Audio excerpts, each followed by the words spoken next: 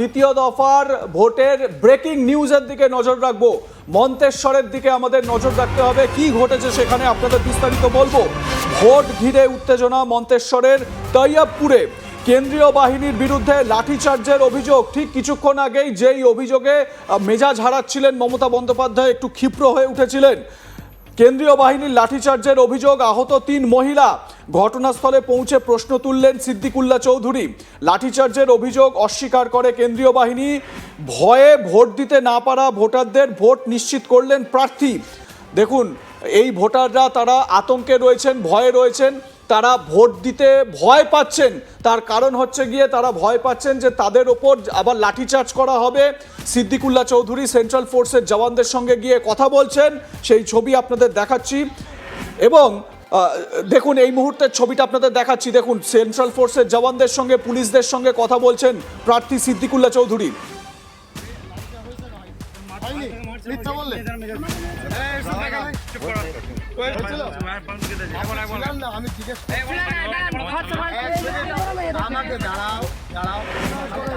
Police क्षमता हमारा यहाँ चोट लगा, यहाँ लगा। हमारे साहब आपसे हम पूछ रहे हैं, साहब के बाद हम लाठी चार्ज ठीक है। नाम बताइए आप। हाँ नहीं कुछ है ना, आपका लिखा है साहब, मेरा नाम लिखा है, देख लीजिए। आपका ना हमको मना, हमको बोलना मना है। এটা পছন্দ অন্যায় কাজ করেছে। আপনি কি করবেন? সেন্ট্রাল ফোর্সের জওয়ানদের সঙ্গে কিছুটা তর্কাতর্কি হচ্ছে সিদ্দিকুল্লাহ চৌধুরী। দেখতে পাচ্ছেন সেন্ট্রাল ফোর্সের জওয়ানদের দেখিয়ে নিজের আই কার্ড দেখাচ্ছেন প্রার্থী সিদ্দিকুল্লাহ চৌধুরী, এবং তিনি বলছেন দেখুন আমি ক্যান্ডিডেট, আমারও আই কার্ড আছে। যদিও সেন্ট্রাল ফোর্সের জওয়ানরা তাকে কিছু বোঝাবার চেষ্টা করছেন, তাদের সঙ্গে কথা বলছেন। কর্তব্যরত যারা পুলিশ অফিসাররা রয়েছেন তাদের সঙ্গেও কথা বলছেন সিদ্দিকুল্লাহ চৌধুরী। এই কেন্দ্রে ভোটারদের লাঠিচার্জ করার অভিযোগ, বিশেষ করে মহিলাদের ওপর লাঠিচার্জের অভিযোগ রয়েছে সেন্ট্রাল ফোর্সের জওয়ানদের বিরুদ্ধে। দেখুন, কথা বলছেন, কিছুটা তর্কাতর্কি হচ্ছে এই মুহূর্তে, সেই ছবি আপনাদের দেখাচ্ছি। উত্তেজনা এই বিষয়টিকে কেন্দ্র করে। কিছুক্ষণ আগে মমতা বন্দ্যোপাধ্যায়ের বক্তব্য আপনাদের শোনালাম। মহিলাদের ওপর লাঠিচার্জের ঘটনায় তিনি যথেষ্ট ক্ষুব্ধ হয়ে রয়েছেন। মহিলাদের ওপর কিভাবে লাঠিচার্জ করতে পারে। মমতা বন্দ্যোপাধ্যায়ের ভাই কার্তিক বন্দ্যোপাধ্যায় তিনি তো আবার রাষ্ট্রীয় সন্ত্রাসের অভিযোগ করছেন, বা রাষ্ট্রের দ্বারা তৈরি সন্ত্রাস, সেই অভিযোগ করছেন কার্তিক বন্দ্যোপাধ্যায়। সিদ্দিকুল্লাহ চৌধুরী এলাকায় পৌঁছে সেন্ট্রাল ফোর্সের সঙ্গে কথা বলছেন এবং তিনি সেখানে ভরসা যোগান যে যান আপনারা গিয়ে ভোটাধিকার প্রয়োগ করুন। সেই মুহূর্তের ছবি আপনাদের সামনে তুলে ধরছি, আমরা দেখতে পাচ্ছেন।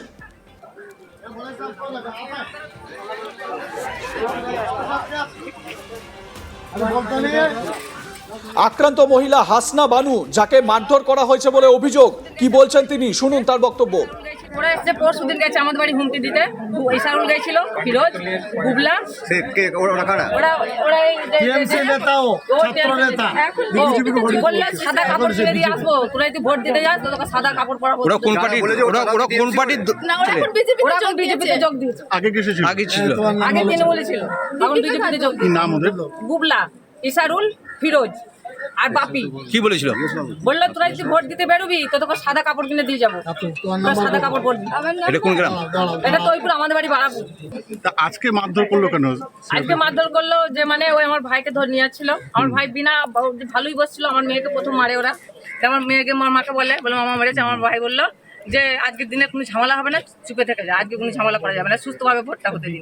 এবার আমার ভাই বসেছিল, ওরা সামতালটা এসে ওদের বাড়ি পিটিয়েছে, ওরা গিয়ে বলেছে আমাদের ঘর মেরেছে। আমরা কেউ আদেও ছিলাম না। আমার ভাইকে ধরে 500 কিলোমিটার তফাতে গিয়ে আমার ভাইকে ধরে। আর ভাইকে যখন মারে তখন আমার মেয়ে আমরা গিয়ে পা ধরেছি। পুলিশ আমার হাত ধরে তুলে নিয়ে যাচ্ছিল আর মেয়েটাকে हमारा यहाँ चोट लगा, यहाँ लगा है। हमारे साहब उनसे पूछ लिया, हम लाठी चार्ज करेंगे। आपसे हम पूछ रहे हैं, साहब के बाद हम लाठी चार्ज ठीक है। দেখুন সিদ্দিকুল্লাহ চৌধুরী বলছেন কোথায় কোথায় মারা হয়েছে, মহিলাদের ওপর আক্রমণ হয়েছে। সেন্ট্রাল ফোর্স পাল্টা বলছে যে আমরা লাঠিচার্জ করিনি, আমরা লাঠিচার্জ মহিলাদের ওপর করিনি। এই বক্তব্য, পাল্টা বক্তব্য কিন্তু সামনে আসছে। ভোট দেওয়াকে কেন্দ্র করে পূর্ব বর্ধমানের 263 মন্তেশ্বর বিধানসভায় মামুদপুর 1 নম্বর অঞ্চলের তৈয়বপুর গ্রামে 121 নম্বর বুথে উত্তেজনা ছড়ায়। অভিযোগ উঠছে কেন্দ্রীয় বাহিনী লাঠিচার্জে তৃণমূল কংগ্রেসের কয়েকজন কর্মী এবং 3 জন মহিলা আহত হন। ঘটনার পর তৃণমূল প্রার্থী সিদ্দিকুল্লাহ চৌধুরী সেখানে পৌঁছান এবং বাহিনী ও পুলিশের কাছে মহিলাদের ওপর লাঠিচার্জের কারণ জানতে চান। যদিও বাহিনী এই অভিযোগ অস্বীকার করেছে। আপনাদের দেখালাম যে সিদ্দিকুল্লাহ চৌধুরীর সামনেই সেন্ট্রাল ফোর্সের জওয়ান বলছেন যে আমরা লাঠি চালাইনি এবং কারণ জানতে চান কেন এরকম হয়েছে, তখন সেন্ট্রাল ফোর্স এটা পুরোপুরি অস্বীকার করে।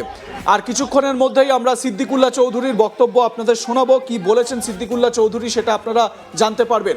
ভোট তারা দিতে যান, আর যারা নেই তারা এখানে দাঁড়াবেন না, এখানে ভিড় করবেন, আমি 1 ঘন্টা থাকবো।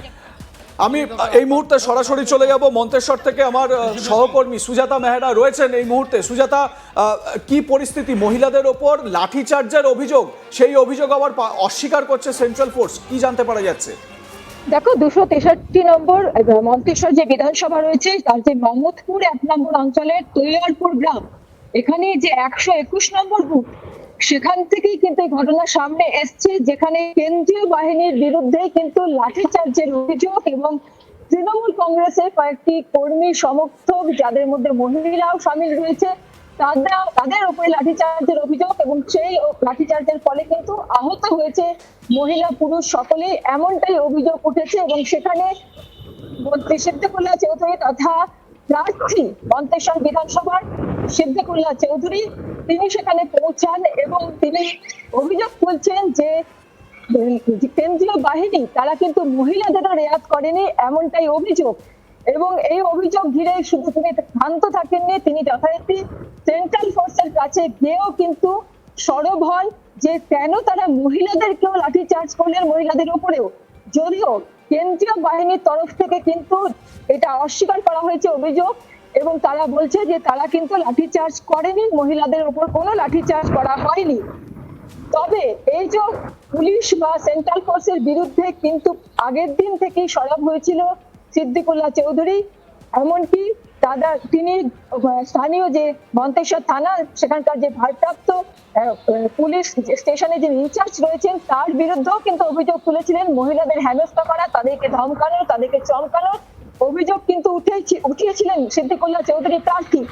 এবং এই ভোটের দিনকে সরাসরি কেন্দ্রীয় বাহিনীর ওপর তিনি অভিযোগ তুললেন যে মহিলাদের ওপর এবং তৃণমূল কর্মীদের ওপর লাঠিচার্জে, যদিও সেন্ট্রাল ফোর্সের তরফ থেকে এই অভিযোগ অস্বীকার করা হয়েছে, কিন্তু আহত হয়েছে বেশ কয়েকজন মহিলা।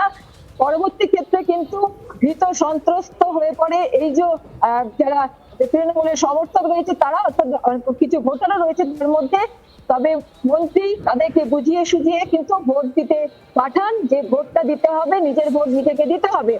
তবে একটা ভীতি সন্ত্রস্ত পুরোপুরি মহলে এটা সৃষ্টি হয়েছে এই মুহূর্তে দাঁড়িয়ে। কিন্তু এই যে বুথ রয়েছে সেখানে, কেননা সেখানে দেখা গেল যে সেন্ট্রাল ফোর্সের বিরুদ্ধেই কিন্তু লাঠিচার্জের অভিযোগ,